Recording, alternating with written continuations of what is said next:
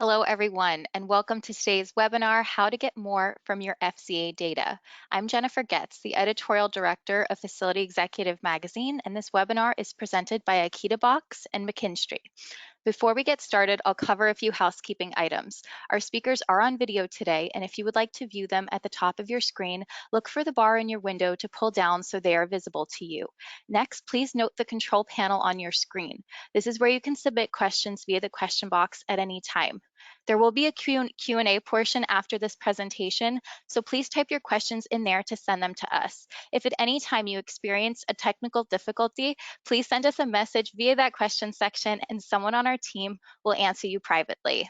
Also, please note the orange arrow on the left side of your control panel. Clicking on that arrow will either expand or collapse the control panel, so please be sure the panel is expanded so you can access the question box. And if you are interested in continuing education credits, please note that you'll receive a certificate of attendance in an email from Facility Executive after this webinar. You can report to your association for the credit. Now I'll introduce your speakers. Josh Lowe is co-founder and chief solutions engineer for AkitaBox. With more than 15 years of experience in the facility management industry, he is passionate about helping AEC firms, building owners, and facility management professionals make data-driven decisions that impact operational efficiency and success. Casey Morris is the National Facility Assessment Leader for McKinstry. He is an industry pioneer in the development of structured facility assessment methodologies for all types of building portfolios. Casey's career focus has centered on solving facility issues for clients, resulting in more optimal management of assets, as well as improved stewardship of facilities and resources. His experience spans close to 100 assessment projects, totaling nearly 1 billion square feet. Gentlemen, thank you for being here with us today. Thank you. And thanks for everybody for giving us your time today to tune in and learn about something that, you know, both Casey and I are pretty passionate about. We've got to know each other fairly well here over the past several years, and really, you know, interested to dig into this and have a conversation. We're going to cover a few things. We're going to talk about, you know, the background. When we say the background, it's, you know, our background and why are we here talking to you. We're going to talk about the current state and then talk about an improved state of FCA as we move forward here, and we'll definitely leave some time at the end to answer some questions. And before we get going here, and I forget, we're going to start out with a couple of poll questions to get us started, to get everybody engaged and see where we're at. Okay, so when was your last FCA conducted? Select one of the following: within the last year, 1 to 3 years ago, 3 to 5 years ago, more than 5 years ago, or you've never done an FCA. You have about 20 seconds to respond.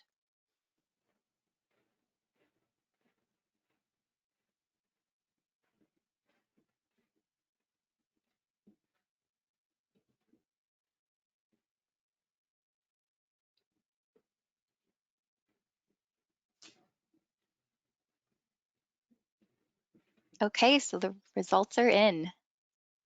Interesting. Okay, for our second poll question, what is the frequency of conducting an FCA at your organization? Every 3 years or less, every 5 years, between 5 to 10 years, more than 10 years, or you don't conduct FCAs?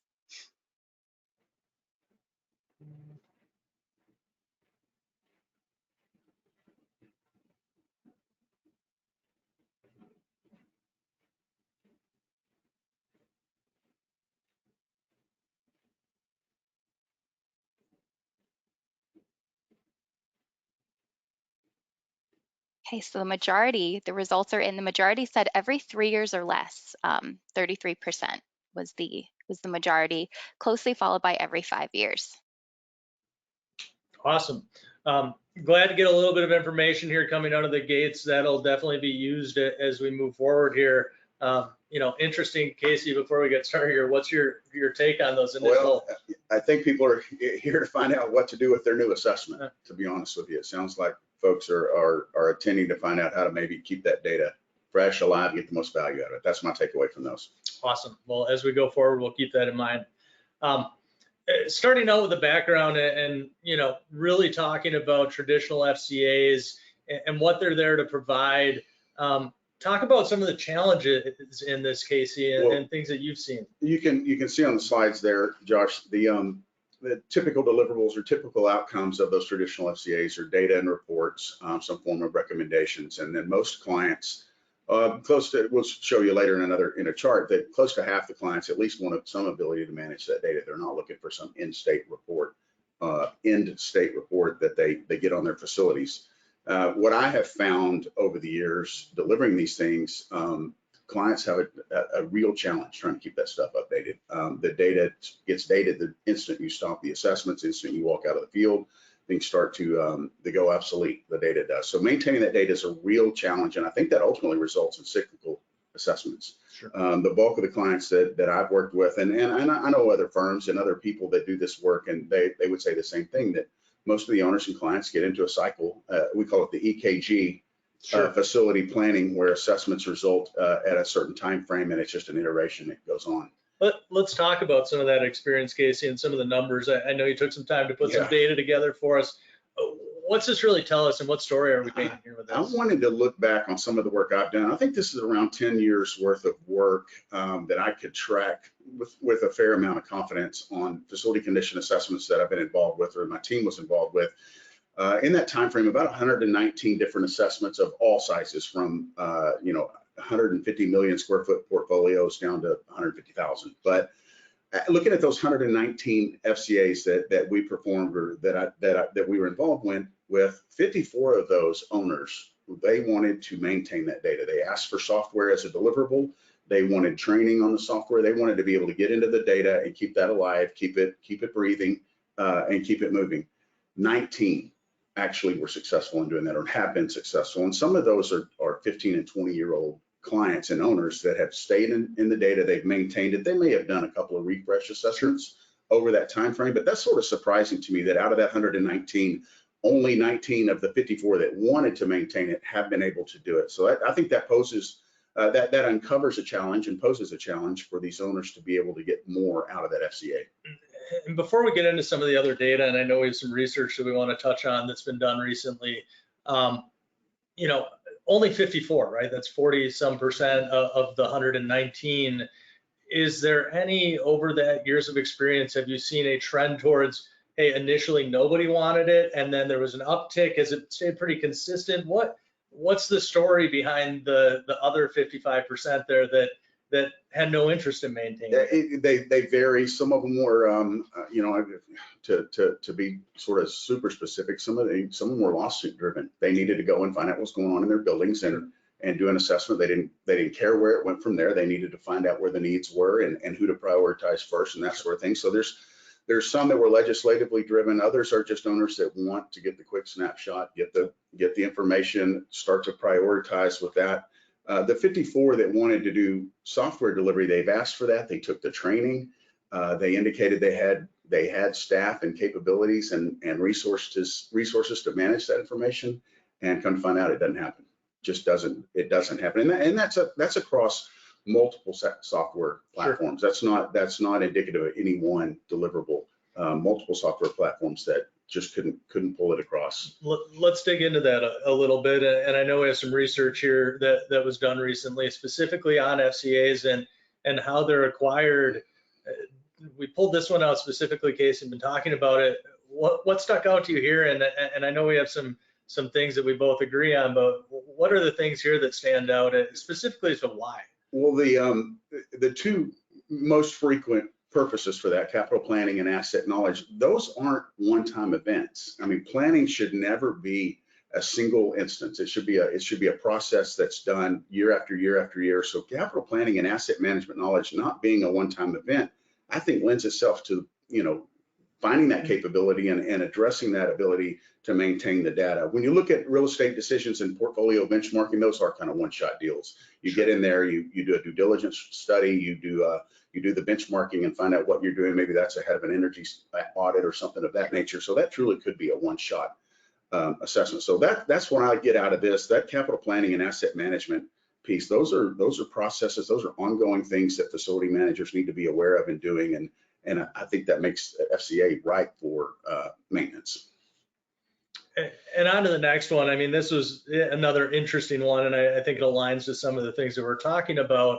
But this one's really referencing, right, limiting factors to everybody says, oh, we want to do it in-house. And if we talk about, you know, when we start FCAs, what's the first thing you do? And a lot of times you talk to the in-house folks, right? Because they know what bumps in the night and what keeps them up. Better than anyone. The takeaway for me, I think this tells a bigger story than what it really indicates on the screen. It says these are the limiting factors for conducting. Sure. And I think the conduct is a key word, and I think it's important to understand this. You can't conduct it in-house. You know, 114 of these, the largest piece of that pie, don't have the resources. That tells me they don't have the resources to manage it either. So if they can't get people into the field, or they can't get their experts, building experts, to conduct the assessment, are they really going to be able to manage the data? So I think that tells a bigger story than what it does on the surface by type. Awesome. And before we get going in, we're going to talk here and transition to some current state. And how does all this stuff that we've been talking about feed into the next? Before we do, we have a couple more poll questions that we wanted to throw out to the group that can help give us some insight here moving forward as well. So who conducts your FCAs? Select one of the followings. Are they self-performed, outsourced, a combination of self-performed and outsourced, or we don't do FCAs? You have about 20 to 30 seconds.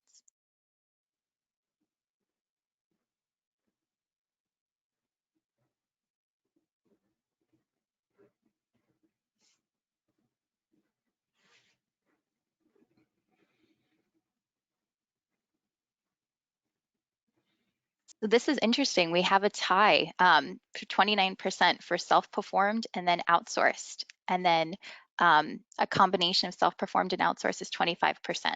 And then, yes, moving on to our next question. I don't know what I was expecting. I don't know what I was expecting, but I think I was expecting an even split there. That's an interesting Almost a three-way split. Almost. So interesting. And then moving on to our next one is, how is your FCA data maintained? We maintain it using spreadsheets, databases. We maintain it with FCA software. Our vendor maintains it, a combination of self-maintained and vendor maintained, or the data is not maintained over time. Again, about 20 to 30 seconds. It's interesting. That one I'm still digesting.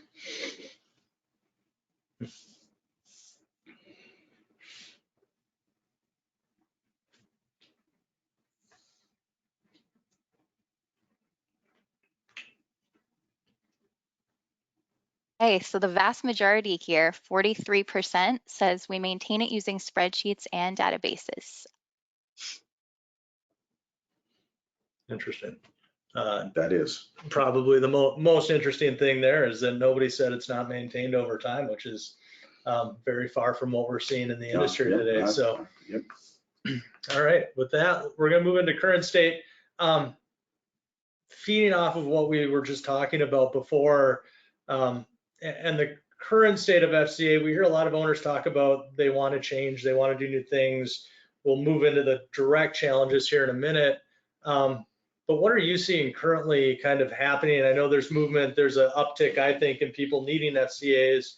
Some of that's demand-based, but where do you see the current state, and where do you see some of the challenges in moving to an approved state? You know, having conversations with owners and doing the FCA, and of course walking into it the way it's typically walked into, where we're going to do a facility condition assessment, we're going to deliver software with training, as well as all the other deliverables, whether those are reports or data.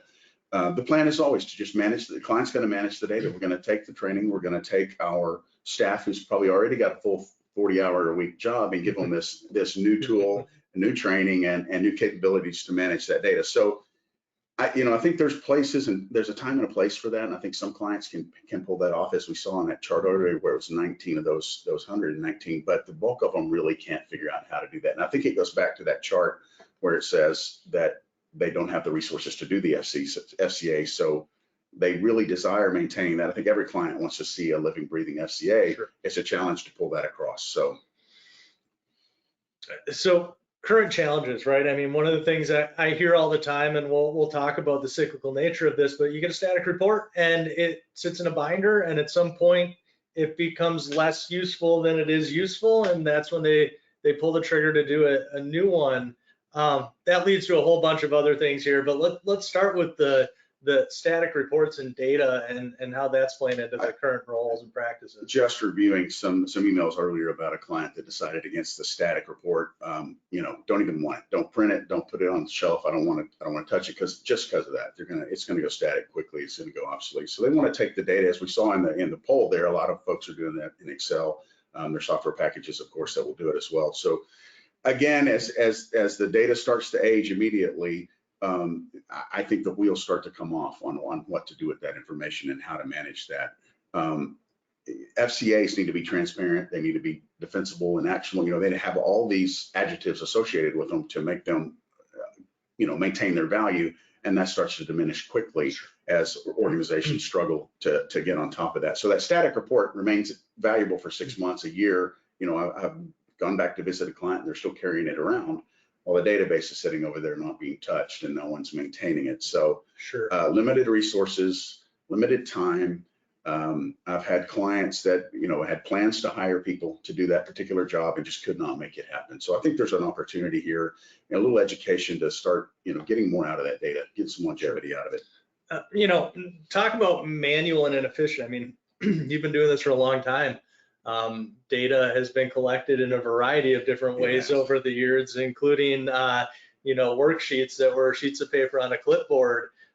Tell me a little bit about the manual and inefficient nature of data collection. And everything is prone to that. Without good tools, regardless if it's paper or electronic, if it's not a good tool, it's not going to be something that's efficient. So I've delivered them with paper successfully. As you mentioned, the real issue is you can't take the paper back into the field and update data, right? So handheld technology is certainly the way to go with that. We all know that. Arming your staff or your vendors or whoever it is with that data in the field to go back and update things as construction happens or work orders get happen. I mean, that's really key in the overall workflow of keeping that data alive. So I've seen every type of data collection. I did a Palm Pilot data collection tool back in the 90s. And of course, that thing was as dead as it could be the minute you hit save. So the data dies quickly, but tools and technology are going to play a key role in the workflow that needs to be developed to maintain this data. And I think we can't overstate the importance of that workflow. Absolutely, and we'll dig into that specific workflow here coming up. One of the things that I see a lot out there, and we talk to folks about, is the accuracy of their data. I walk into facility managers, and 9 out of 10 of them tell me it's 50 to 70% at best, and that's on a good day. How does that, we talk about the fact that, one of the main reasons that people are doing an FCA is for that asset knowledge, yet they still don't seem to have it, even though it's incorporated into everything they do. Where do you think some of that struggle's coming from within the industry on that side of the fence? We read that report yesterday or the day before of that research, and there's no standardization, or the standardization in the FCA industry or the FCA business line, whatever you want to call it, service offering, it just doesn't exist. So different vendors are doing it a different way. Data's being collected, structured, delivered in multiple levels of detail, multiple organization structures. And I think that's where you start to see this thing come apart, as you get into this cyclical thing where you're hiring different vendors from every period, whatever, 3 years, 5 years, whatever it was in our questions. As you hire different vendors, you're getting different results. Impossible to maintain, impossible to get traction. That standardization piece, I think, is something that folks like you and I need to think about, as mentioned in that study, on how to start to build some of that into this and help clients understand, regardless of who they hire to do the work, that standardization is going to be the key, another key in that workflow. Yeah, and we talk about the stories from, the lack of standardization, and, we've talked about time over time, you hear the story of the owner that had an FCA done by ABC firm, and it's 5 years later and ABC firm's not around, or they don't have the relationship, so they go to XYZ firm, they come out and they do it, and they go, well, what the heck happened? Yeah. All these buildings are better or worse off than they were. We haven't spent a dime on them. Backwards comparison of FCA is the death of the FCA. Yeah. So. Interesting. We'll talk about multiple siloed data sources and spreadsheets here moving through. I want to get into some of these graphics and talk about the life cycle of the data. We talk about, we'll lean more into the sustainability of the data later on, but this is what we're seeing in the industry today. This is so typical, and this is really simplified. It's not a simple 3-step process, but this is the circle, right? Yes. This is the circle of life for a facility condition assessment. Collect the data, do the expert analysis, do the prioritization, the cost estimating, another key piece of the workflow here that we're talking about. Results in the report and the data that often becomes static, and then many owners, the bulk of the owners from my research, go out and do it all over again. And as you mentioned, it may be a different vendor, it's going to be a different data set. Things are going to look very different every 3, 5, 7 years, whatever you're conducting that, whatever the owner is doing to conduct those assessments. So the cycle is very similar. I've seen it time and time again over 25 years of doing this, where clients get into this. Again, we could probably make that the EKG, where we've got a blip every 5 years of activity. But the one thing on this that I want to point out is that cost estimating piece is very key to keeping data alive. It's probably the one thing that starts to erode the quickest. Sure.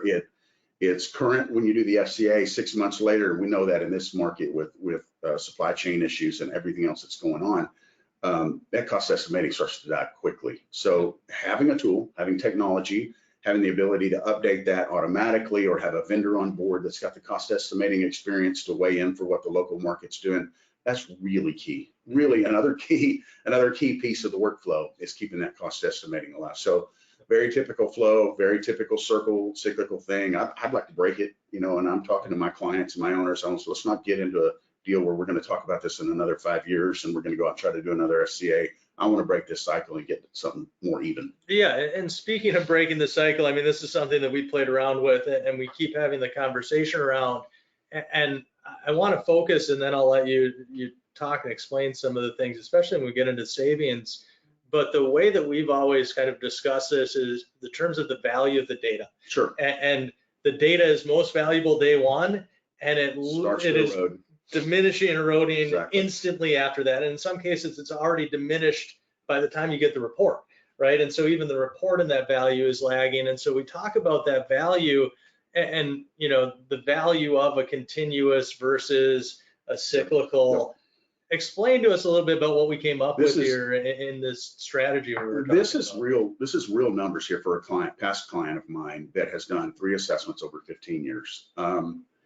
They spent around $1 million, $1.2 million, I think was one of the last numbers I saw, 12 million square feet. They've had 3 different vendors do the work. So every 5 years they start over. They spend roughly $1 million. So before they did the last one, I went into this client and said, look, let me get in there. Let me refresh the data. We had done the last assessment I had.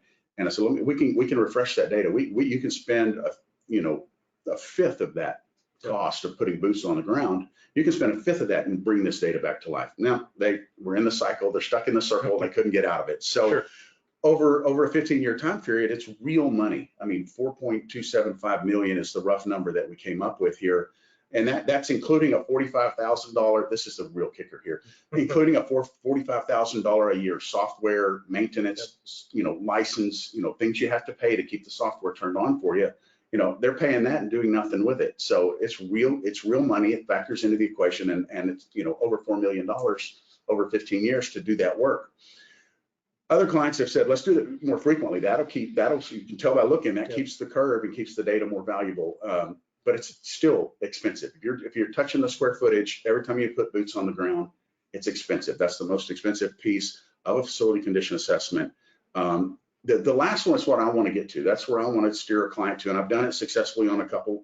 Let's maintain the data. I mean, these are the same numbers, and we ran out an annual cost to include the software cost plus consulting cost for experts from your vendor to sit down with you quarterly and work through the work you've done, identify the new things that need to go in, make sure the work orders are making it, through the system and updating your FCA and that sort of thing. So I think just looking at these numbers, it's pretty simple to see there's great savings to be had through this maintained thing over cyclical assessments. I mean, it's really hard to argue. Yeah, and I from looking at this as well, I continue to think, and from, coming from more of the software side versus the services side, that data value, look, you talked about the estimating and the life cycle analysis and how that stuff goes stale so fast. I would argue that if you maintain it and it's your real data, you're no longer using industry standard. Yeah. You now, if you're a large enough Right, you've developed your organization, own. you have your own standard. That's right. I know exactly what that pump cost me 3 weeks ago in that other building, and I can have that update my cost.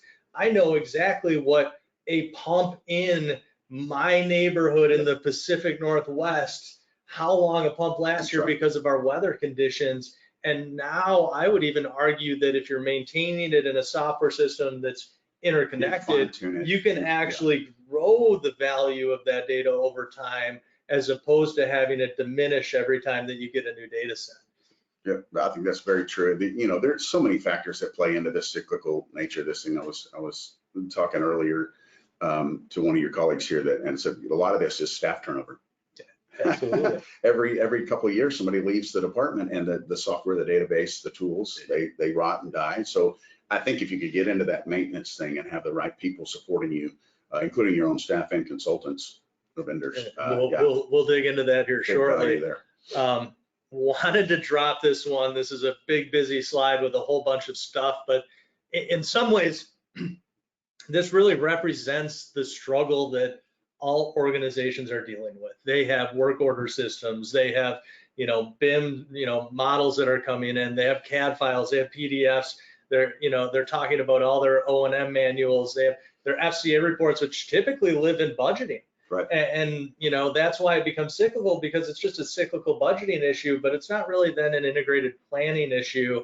And so, you and I have talked about the fact that these FCA, the capital plans, should really get pulled out of budgeting and maybe be an interconnecting piece between some of these disparate data sources. When you start to think about it that way, exactly what you said, when you start to think about moving that FCA exercise from a budgeting exercise into an operations model, that's when you'll be able to accept the fact that maintaining it, I mean, you'll figure out a way to maintain this. Right. What do we have to do to improve operations, to drive costs out of the organization? I think the key piece of that is moving that FCA, not necessarily moving it, but bridging it over to the operations side of the organization. And this is a good segue, to where we're going next, which is really talking about the improved state of FCA. I mean, we've done a lot. We've kind of wallowed in the pain of how we've done things in the past and where owners are left. But what do we do now, right? And so, we've talked about capital, we've talked about work orders.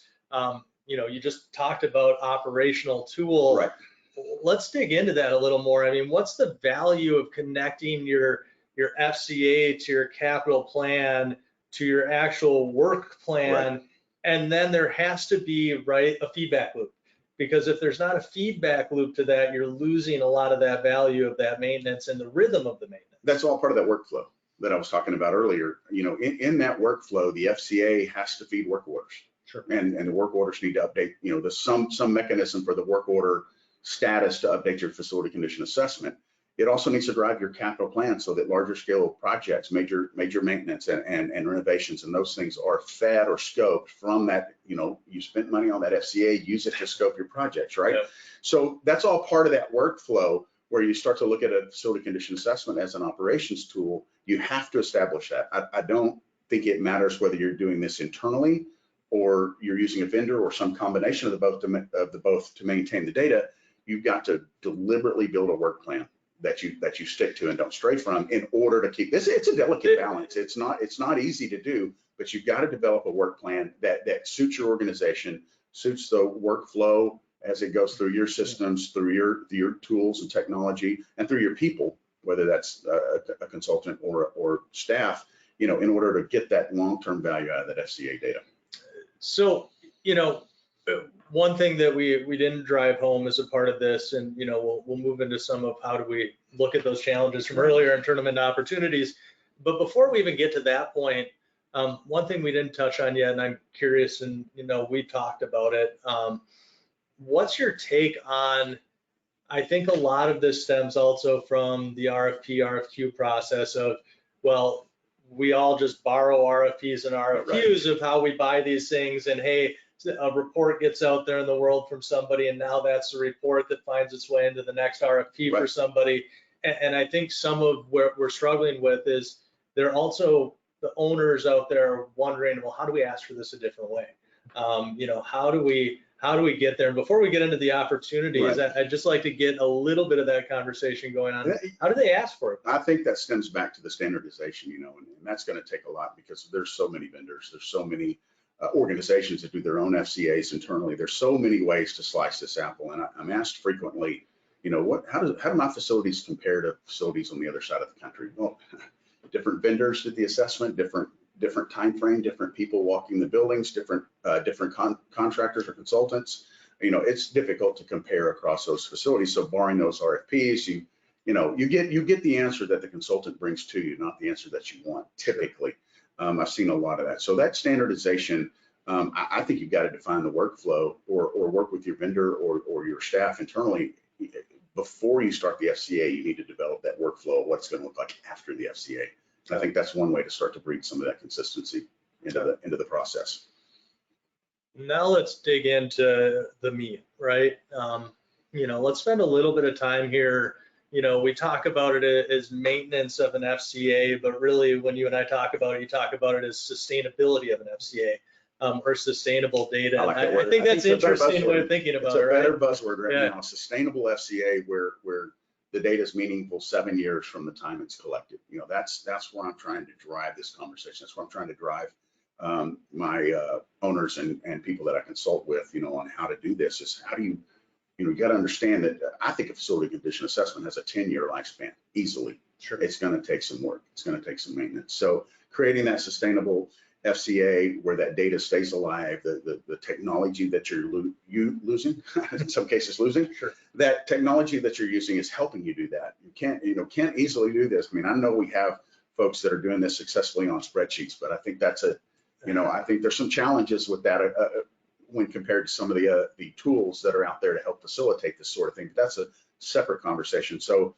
technology plays a key role, staff plays a key role, and then if you have consultants in that workflow, you know, keeping that sustainable is really should be the end.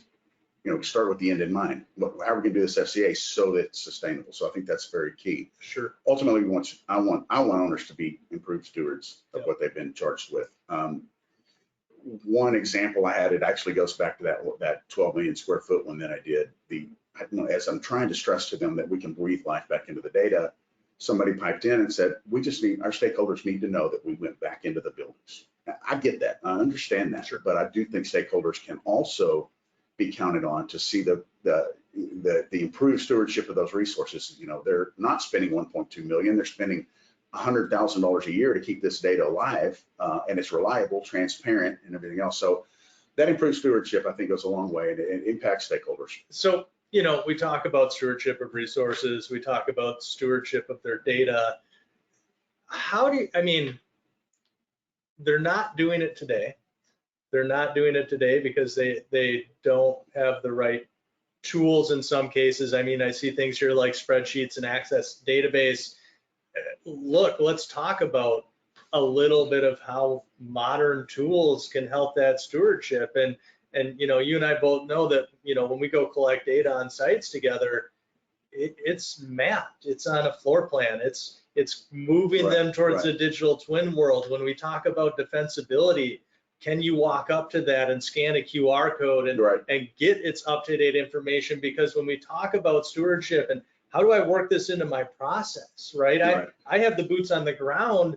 They're doing work orders, they're doing PMs, they're touching these pieces of equipment in some case at a minimum once a year and sometimes multiple times a year.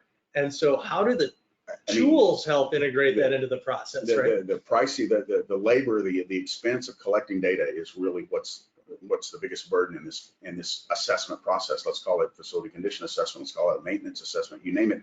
But when someone is standing in front of that equipment and they're capable of collecting data right then and there, regardless if they're the consultant at the start of the FCA or they're 5 years downstream and they're your staff that's gone there to change a filter, I mean, arming those guys with technology, that's a big deal, and that makes a big difference. You know, it's not a utopian state to get to that point. I think organizations can get to where technology really is a tool that they can employ and empower their people to go out. Take a look at that air handler, take a look at that rooftop unit. They're there to perform PMs on it. They identify something new. They're able to update your data, again, make it sustainable, keep it alive. So one step further, and I'm going to hang here one more minute because I think this is interesting too, because, you know, McKinstry isn't just a FCA provider, they're a builder, right? They're a designer, they do everything from the ground up. And so, you know, when we talk about improved stewardship, one thing that I at least want to not miss as a part of this conversation today is that why hasn't it ever started with construction, Casey?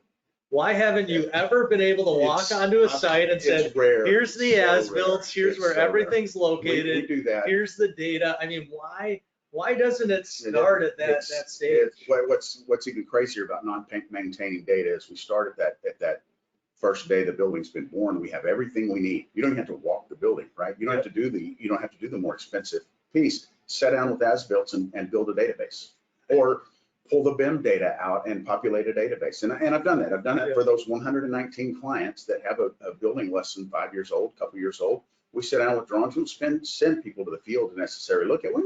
We might do a quick walk through the building to make sure that the state of the building is what we see in the drawings. But you're absolutely right. There's data at the start of this building's lifespan that can be moved into software, moved into a tool, moved into an FCA if you need to start that process. Yep. Keep it alive. Wake up 10 years from now and know that whatever's required is outlined in your data. You can get to work maintaining that building. Absolutely, and maybe things aren't as bad in 10 years if they knew it was in front of them day one, right? Start with the end in mind. Actionable, defensible, and accurate data. That's something that you and I talk about a lot, and the problems around that. I always argue, it's a tool issue. It's how do you defend something when it's in a spreadsheet and you really don't know where it is? And then some of that speaks to the level of detail that's collected. So, we're not here today to advise people on how to conduct an assessment or how to build it or design it, but that actionable and defensible and accurate piece of that boils down to how much granularity you have in your data, so that if you really go down to the microscopic level in the data, a little tougher to manage that way, but you get more defensibility, more transparency. It's an easier sell, for lack of a better word, to your stakeholders. So all of that's a key piece of the workflow, key piece of the design of the assessment, key piece of keeping that data alive and keeping that ability to sustain it. The integrated technology piece, we've been lacing that in a little bit into process. We talked about, and I agree, it's the right person at the right time in the right place to be inserting the data. And I think a lot of times the right person who is in the right place at the right time doesn't have a way to interact and pass that data back. And I think that's a little bit, we talk about, we got that answer up here about, combination of self-performed and outsourced. In my mind, that's the right mix potentially. Is you have a tool in the hands of your folks out in the field every day who are doing the work. They know it bumps. If they see it at bumps, they can update the condition, say this is now a higher priority, and then the sub-consultants can come in and help the owner who doesn't have all the time in the world to analyze those new incoming changes to help them guide new insights and make those decisions, so that it's not making decisions based upon 5-year-old data. Old data. We talk about, especially in today's day and age, we talk about supply chain issues. I mean, chillers right now are out almost 2 years in some cases, and people are saying we can get 1 more year out of it. Well, great, you need to order it today, and you still might not have it in 1 more year when you need the emergency fix. And so, those are things I think everybody needs to start getting ahead of. Data interoperability and source of truth. We showed the silos, we showed all the different data points. I think, it's less about, it's okay to have multiple data sources. I think it's a lot of owners don't have key and core plans around those data sources. They haven't really stood up and say, this is the data source that this field gets updated in. And so they end up with a mismatch of data because different departments maintain different data sources, and then nothing ever matches up. Every single owner that I want to say without exception, but there's got to be a few in there. Every single owner that I've worked with wants that interoperability. They want the FCA to feed everything else, but for some reason that pulling that together with disparate systems, disparate data sources, it's a challenge. So, if we all started from square zero with no buildings and started building like we talked about earlier, creating that model would not be hard. But when you step into a portfolio where the average age is 40 years old and data is stored in 9 different places and 7 different people's minds and everything else, that data interoperability is a real challenge, but it's a great opportunity. The FCA is a great opportunity to start to pull some of that asset knowledge together and start to build that repository where everything's communicating with everything else. And I think that's something that I have a lot of conversations with owners, because we get brought in from the technology side. And one of the conversations I have constantly with our owners is they're like, oh, but we have a CMS, or we have an IWMS, or we have a work order system, and we track everything. I go, great. Can you produce me a report of every asset in your building and the amount of work that's been done against those assets? And they go, Not today. well, Take a while. a hot cold issue is to a room. Can we reference the, and so they're not using the tools they even have today in a way that are transmissible to the other insights that we want to get. And so, that's another thing that I don't want to miss as a part of the key part of this conversation. Opportunities is there's a lot of opportunity out there to improve, but there's also a lot of hard foundational change that needs to happen. And it can happen, absolutely, but it's foundational and it's drastic. And the thing that I always get stuck on is I think people think it's so hard. And we just had a conversation. We've been in a couple of interviews lately as well, and talking about how does that FCA data play a larger role, and if you want more, buy more. Right. And I think sometimes people will come into an FCA conversation with a budget and a scope for everything, and then those don't align, and then they end up value engineering their data collection that may not be to the advantage that they want. And so, some of this in my mind starts with correct scope, but to your point earlier, the end in mind. What's my end outcome? Exactly. Then let's build the scope to that end outcome, and then let's go execute on that, right? And so, anything else here, Casey? We're moving up towards the end here. I want to make sure that, anything else that we completely. I think we've done a fair job. You and I have been hashing this out for several days now, but that, it just goes back to those resources. And I think that research that we showed earlier where they can't do the FCA internally because of a lack of resources really reflects the fact that they can't maintain the data. So I think there's the opportunity, I think right now, is to get the help of the consultant that you hire to do the FCA to help you design that workflow that's going to be maintainable, sustainable through the life of that assessment and beyond. So that's sort of the key takeaway for me here is that there are other resources to help you maintain this, and owners are starting to feel the value in keeping those consultants on board to help maintain that information. Where were we on the maintenance on that? Vendor maintains at 15%. So really like to see that number climb along with the fourth one, which is 20%. Get in there where it's a combination of the vendor and the owner maintaining that information. Yeah, and I mean, it's always interesting looking at the numbers too. I'd also like to know, out of those who are maintaining it using spreadsheets and databases, how successful do they feel they're really being in that maintenance, and how difficult is it to maintain that data? Exactly. Because there's, limited resources. I've got clients that have done it for 15 and 20 years. They've done minimal reassessments. They just keep the data alive, and there are some good case studies out there. Good. With that, wanted to move on and leave enough time here for some Q&A. And so with that, I don't know if we have any questions already. Yes, so thank you both for this presentation, and thank you to our attendees for sending in questions and participating in our poll questions. Yes, so we'll now move into our Q&A portion to address the questions that you've sent in, and please continue to submit any questions you may have. Okay, so to start, the first question is, what items do you recommend are included in an RFP for the 15-year maintained FCA? I'll kick that one to you. I think the scope needs to include what I mentioned earlier about a workflow. So to help the owner, ask the consultant that you're putting out an RFP, and be specific.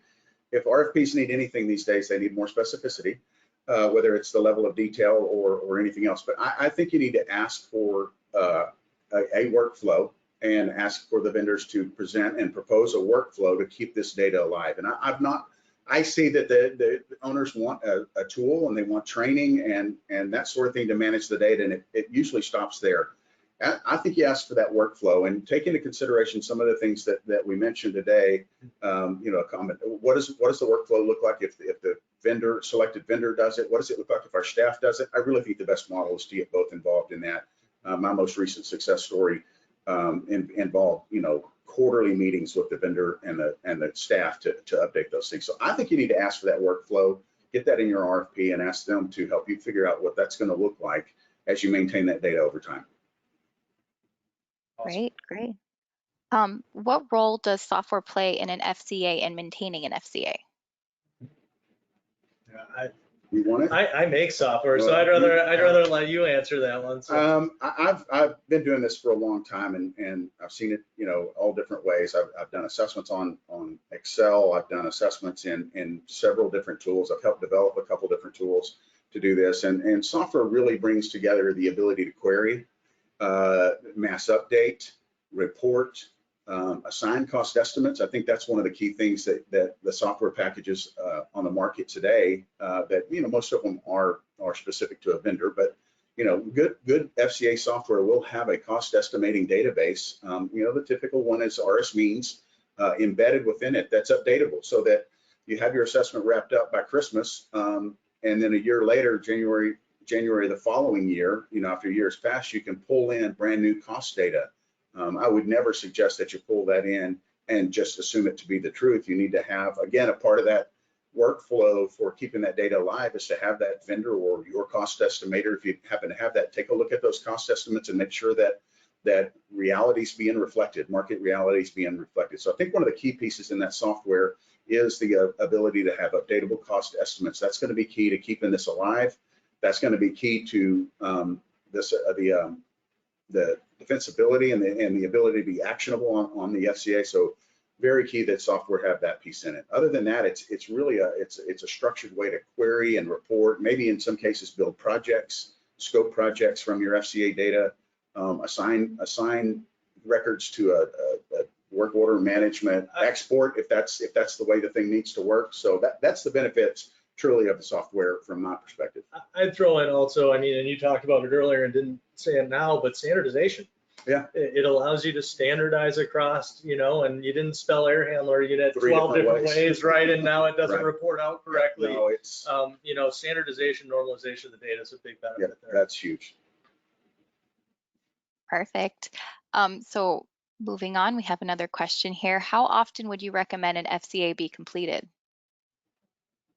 I said it earlier. I think, and my mantra right now is that an FCA is good for 10 years, but you have to maintain that. And I would expect in that 10-year time frame, if you follow some of the, get a good workflow and can maintain it, that you still are doing some spot assessments. Maybe you need to do some mechanical assessments on some high criticality buildings. Maybe you have some shelters or some data centers, whatever's in your portfolio that you really just can't go without laying eyes on. We see it. If it's a best practice, then it's a best practice. I don't believe it is, but every 5 years is sort of the norm for most of the clients that I've worked with. Every 5 years, and that stems from construction programs where they do a 5-year interval. You think about school districts. They're some of the larger buyers of FCAs, and they do 5-year construction programs. They pass a bond or a sales tax initiative. They work on buildings for 5 years and start over. I don't think they have to do that. I think they can maintain it and go 10. But to answer it specifically, I think 5 years is sort of the norm. I'd like to see good, smart owners get to a 10-year iteration if they're going to do that. Yep. Perfect. Another question we have here is, have you sorted the FCA to find energy saving opportunities to then package these into an energy project for the customer? That's something that when we go back to start talking about RFPs and what to ask for there, more times than not, an RFP will come out and an owner will ask for an FCA, and they'll get to the end of it and we'll get to the deliverable or the Board of Regents presentation or whatever, the C-suite presentation, and they'll ask, well, what did you do about energy? And it wasn't in the RFP, so it wasn't necessarily captured. And we were laughing about this at dinner last night. Naturally, you're going to experience some energy savings when you start to replace dated equipment and dated envelope items and that sort of thing. But get that into your RFP. It's not that hard. I mean, we've talked a lot about the cost of collecting the data. And when you talk about the sustainability and we talked about the accuracy and the granularity, get those energy savings opportunities, get that requirement into your RFP and ask your vendors to identify those things as they're doing that assessment. To do an FCA, one week and then go do an energy audit another week it's unnecessary. You can get it all accomplished in one visit to a facility. So get that stuff into the RFPs. Ask your vendors to bring back or design that FCA such that you can identify and really it needs to be something that's you can realize. We don't want to get too pie in the sky on that energy stuff, but there are several things you can do in most buildings to get a short ROI that honestly will help pay for that FCA when you think about it. Perfect. So I think we have time for just about one more question. How do I make data maintenance part of my process? I think that's things that we've talked about and alluded to a little bit here, but it is just that. It's the right person at the right time entering in the data. So I think you need to decide what your organization looks like. Who do you have? Some folks outsource everything.